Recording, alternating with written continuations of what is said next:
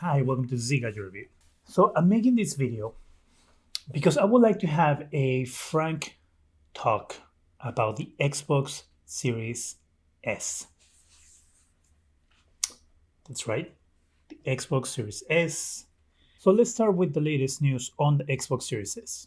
And then we'll go to my take on the Xbox Series S and to give you an honest idea on why I feel the way I feel about the console. The storage on it is only going to be 364 gigabytes of usable storage. Yes, you heard that right. 364 gigabytes. So that means that if you get the upcoming Call of Duty Black Ops Cold War, that is a long name, you will use 136 gigabytes of your total storage on the Xbox Series S. And if I have to do the math for you, I will do the math for you because that's what I'm here for.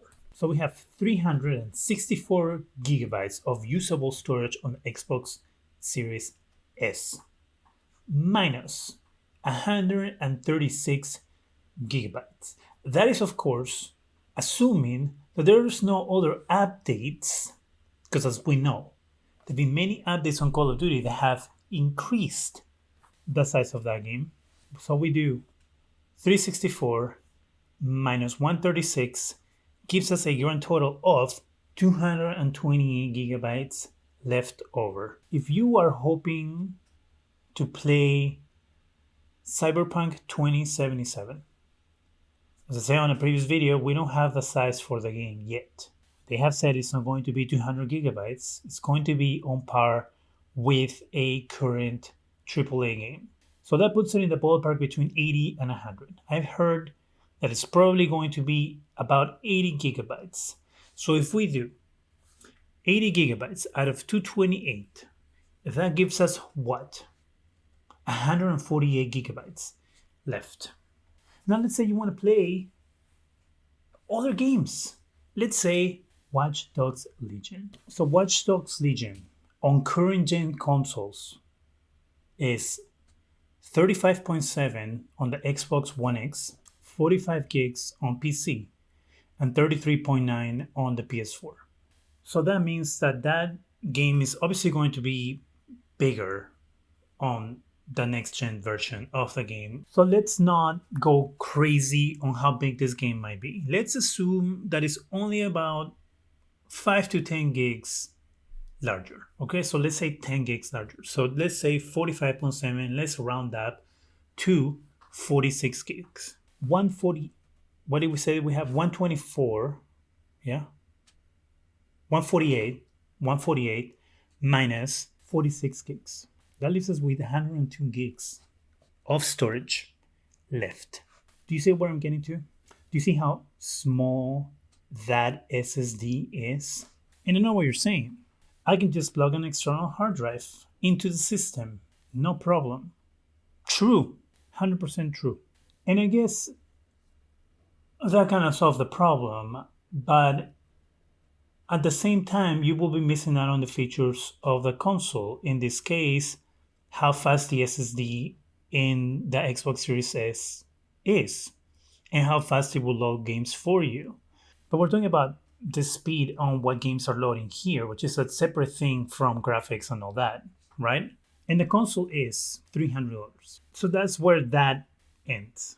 Okay, that's where that part of the conversation ends. Storage is very limited. You're probably going to run out of it really quickly. Hopefully you have an external hard drive available to plug into the system so you can continue pulling games from it.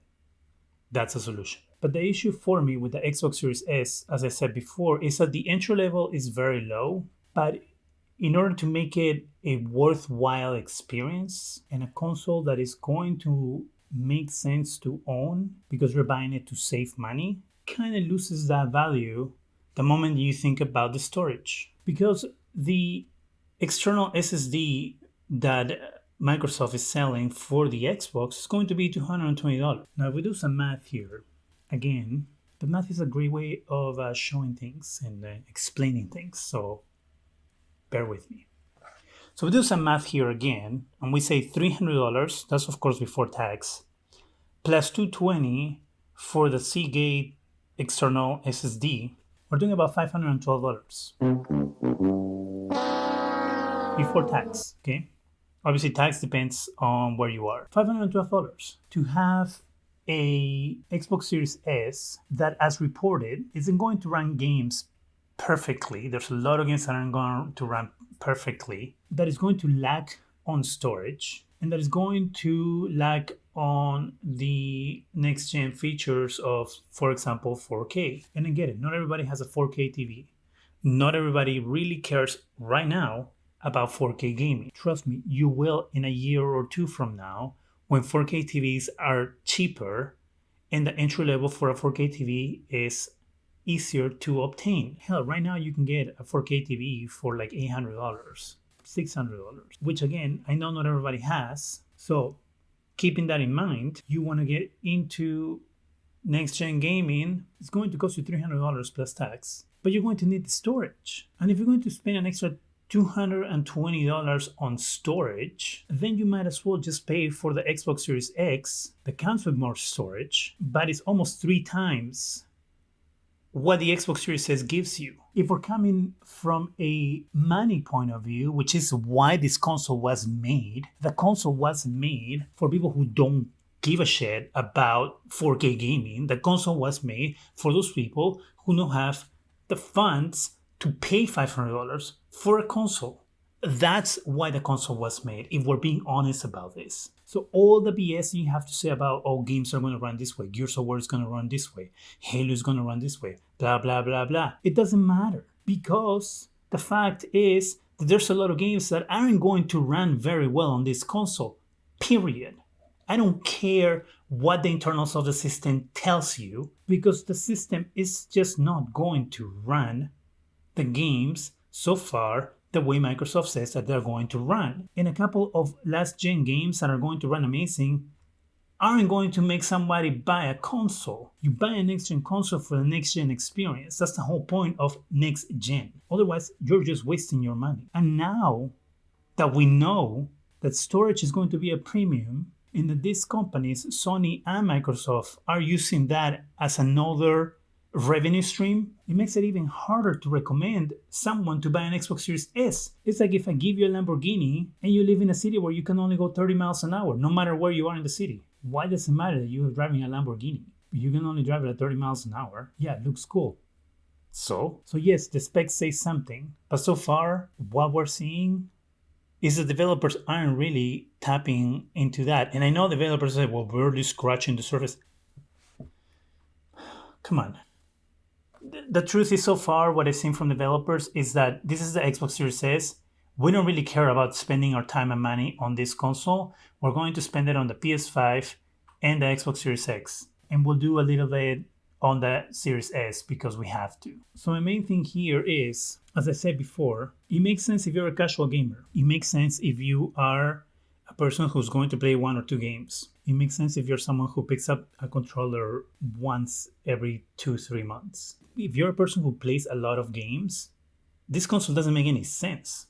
Just storage alone, it doesn't make sense. So that's why I am saying that if you're in the market for a next-gen console, to not spend your money on an Xbox Series S. If you have $300 in your pocket, as I said before, save it.